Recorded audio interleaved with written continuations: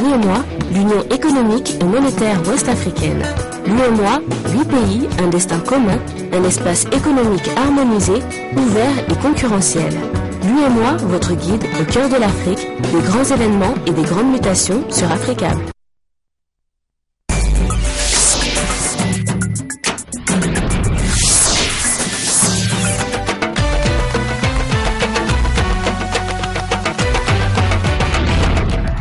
Nouvelle édition sur Africable Télévision. Bienvenue à toutes et à tous. Voici les titres de ce journal. 342 voix contre 0. Le Parlement français a donné cet après-midi son feu vert au prolongement de l'opération Serval au Mali, alors que 500 soldats français sont déjà rentrés. Ils sont actuellement un peu moins de 4000 dans le pays.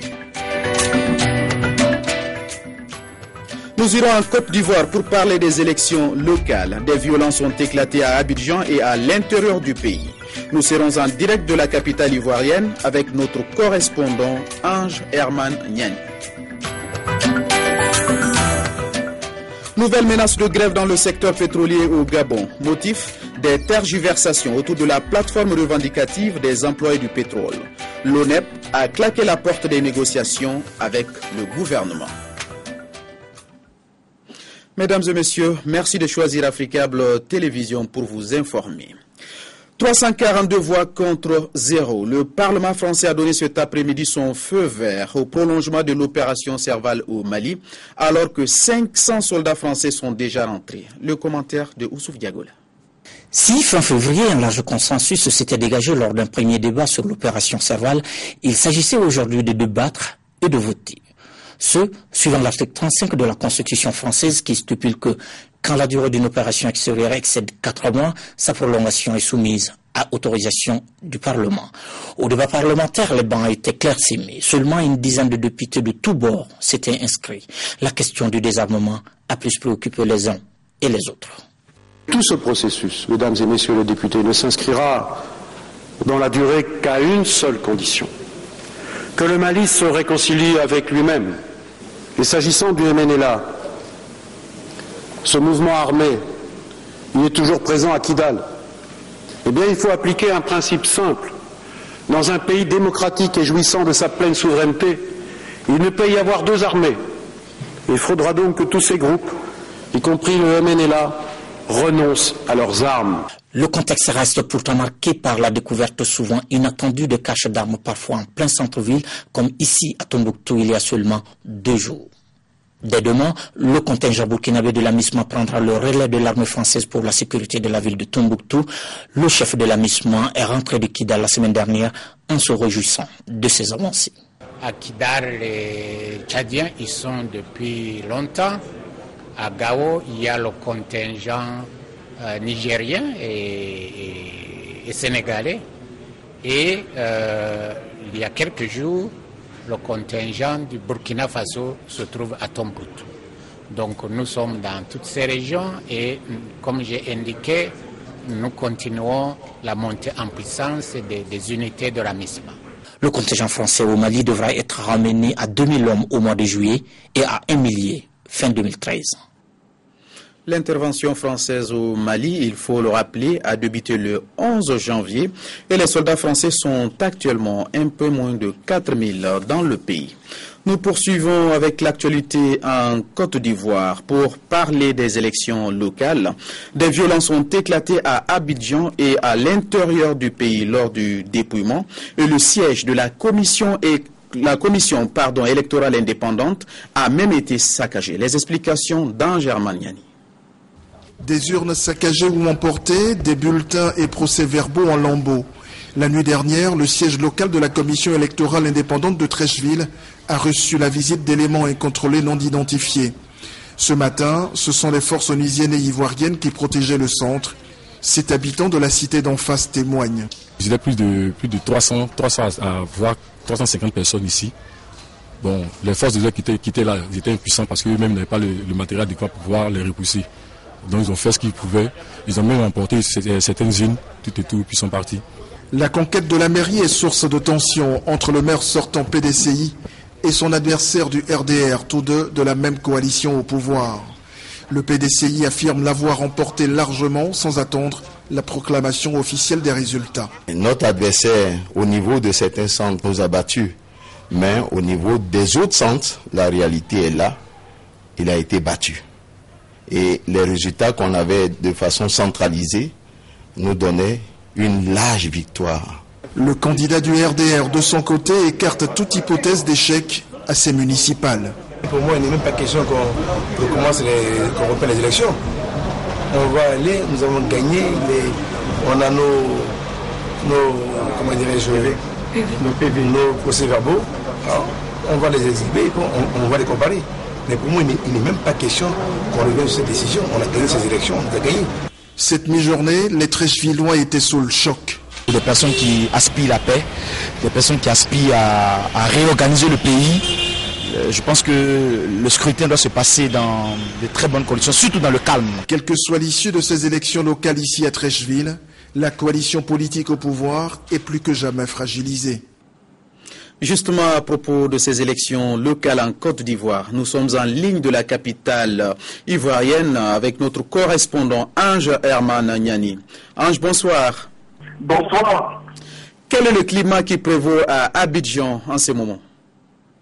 Décidément, chaque élection en Côte d'Ivoire apporte son lot de mécontentement, de pleurs et de violence. Toute cette journée à Yamoussoukro, la capitale politique par exemple, des pneus ont été brûlés par des électeurs partisans mécontents des résultats. À Bandoukou, à l'est du pays, des heurts ont aussi éclaté par endroits, faisant quelques blessés. À Abidjan, des jeunes proches des partis de la coalition au pouvoir ont brûlé des pneus, d'autres ont même tenté de brûler la mairie de Koumassi, sans succès. Hier nuit, ce sont des jeunes officiellement non identifiés qui ont saccagé puis emporté des urnes, des procès-verbaux et des bulletins à Trècheville. Mais il faut préciser que ces violences restent malgré tout isolées et contenues, quand bien même à Koumassi, il y aurait eu un mort. Pourtant, hier, ces élections s'étaient bien déroulées. Plus de 30 000 hommes ont été déployés par l'armée et la police pour sécuriser ces lendemains de vote un peu agités.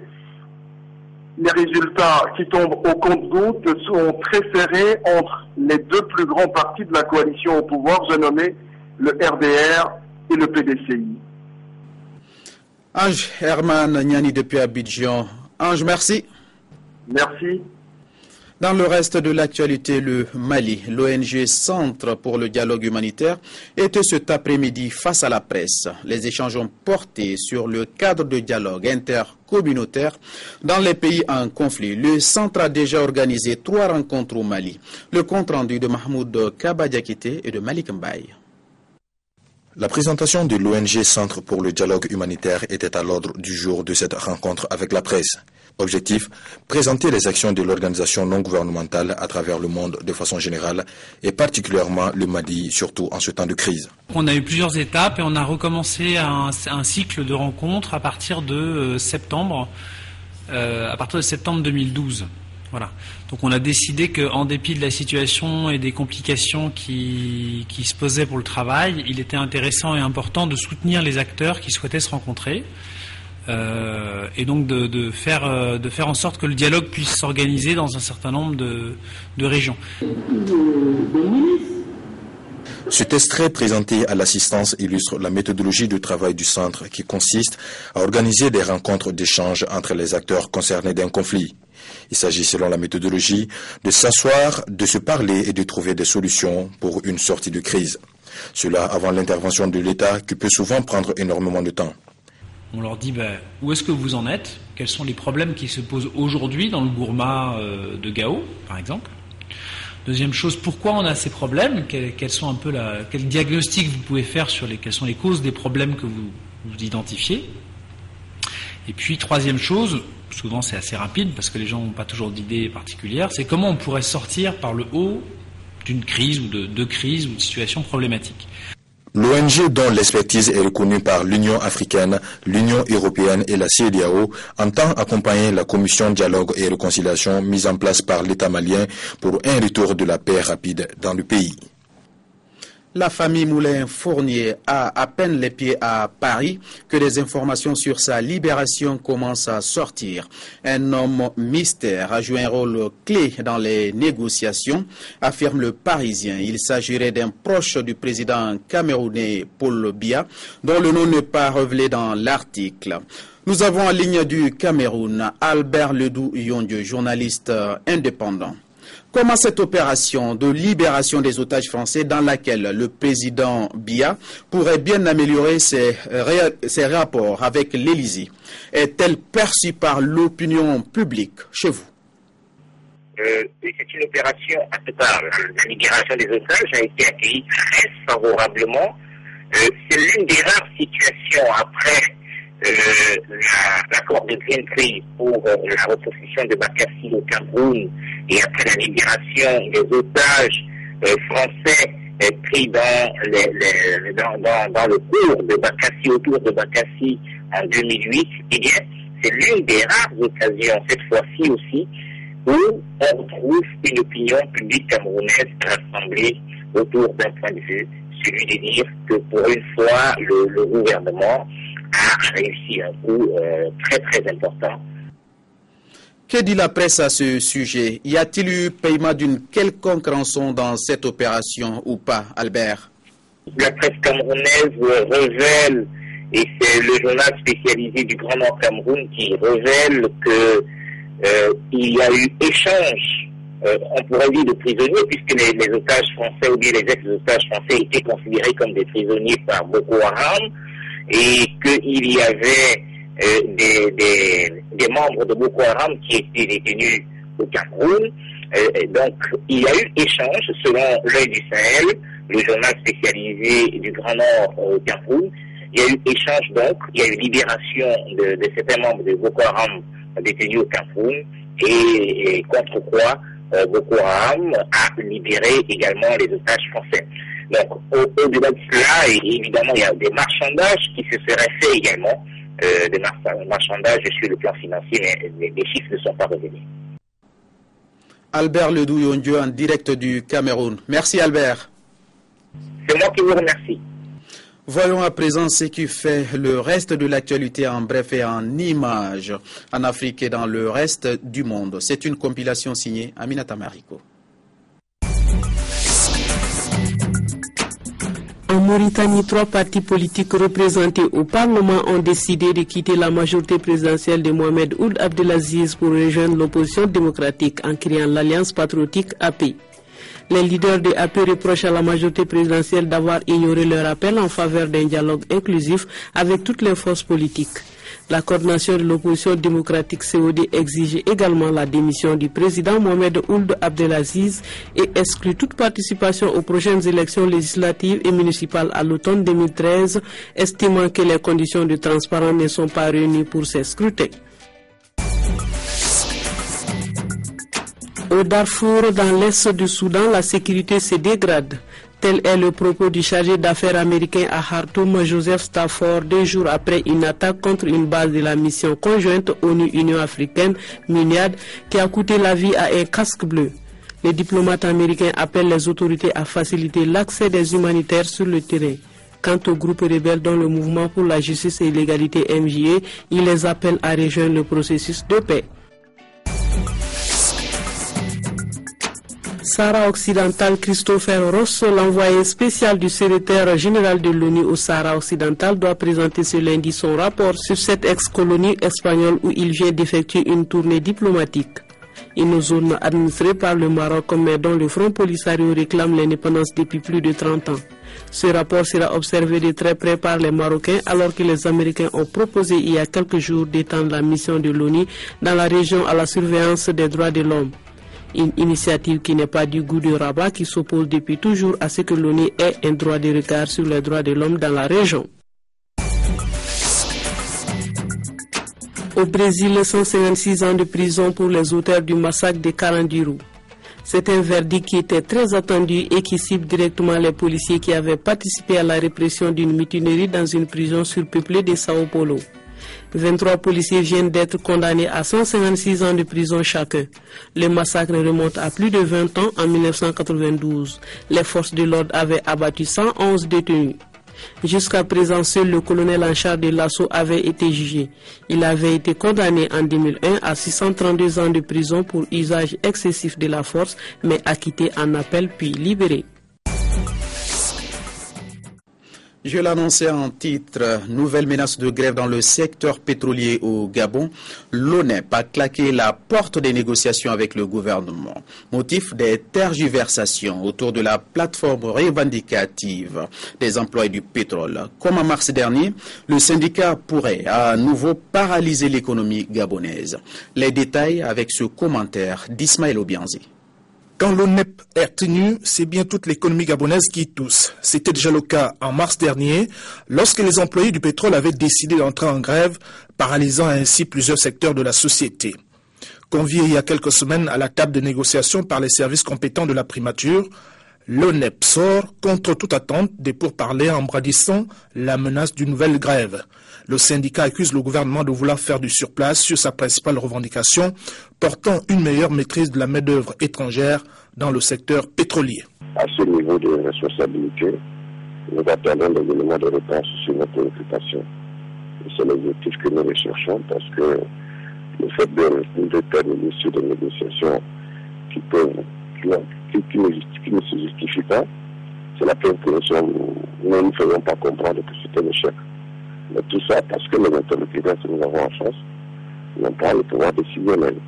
Et les ministres étant des personnes à même de décider, nous pensons que nous allons avoir la réponse que nous attendons et nous allons, pourquoi pas, signer le procès verbal définitif qui lève la grève et laisse le parti à la mise en application des engagements.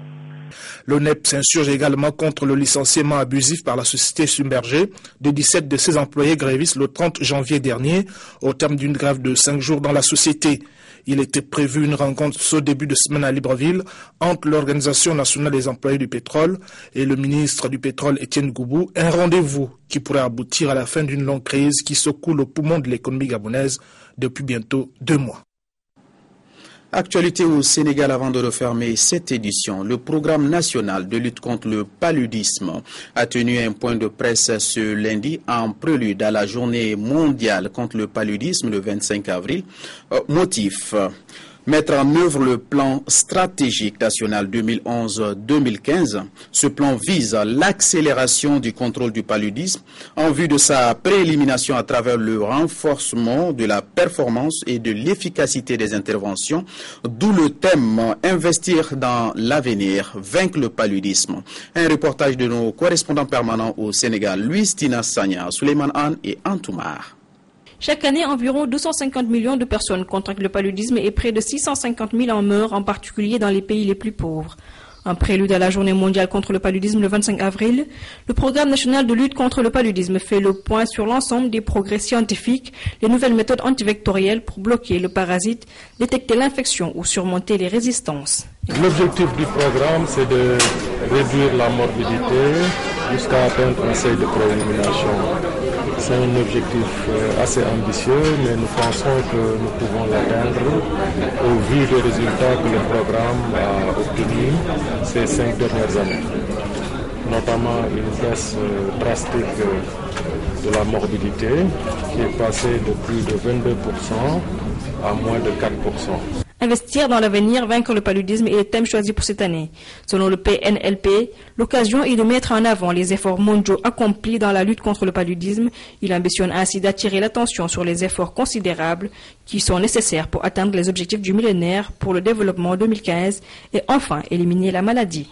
Nous avons identifié les zones qui posent encore problème, notamment les régions du sud-est, où dans la révision de notre politique de prévention et de prise en charge, nous avons identifié des interventions innovantes qui, nous l'espérons, si nous les mettons en œuvre à partir de 2013, nous donneront des résultats assez important pour une réduction de la morbidité et de la mortalité dans ces zones.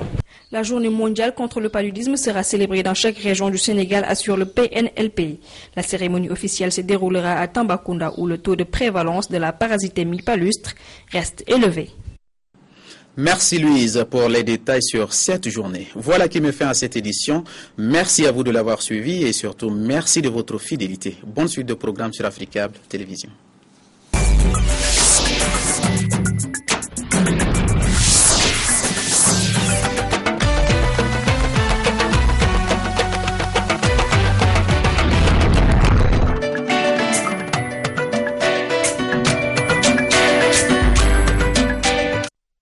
L'UEMOA, l'Union économique et monétaire ouest-africaine. L'UEMOA, 8 pays, un destin commun, un espace économique harmonisé, ouvert et concurrentiel. L'UEMOA, votre guide au cœur de l'Afrique, des grands événements et des grandes mutations sur Afrique.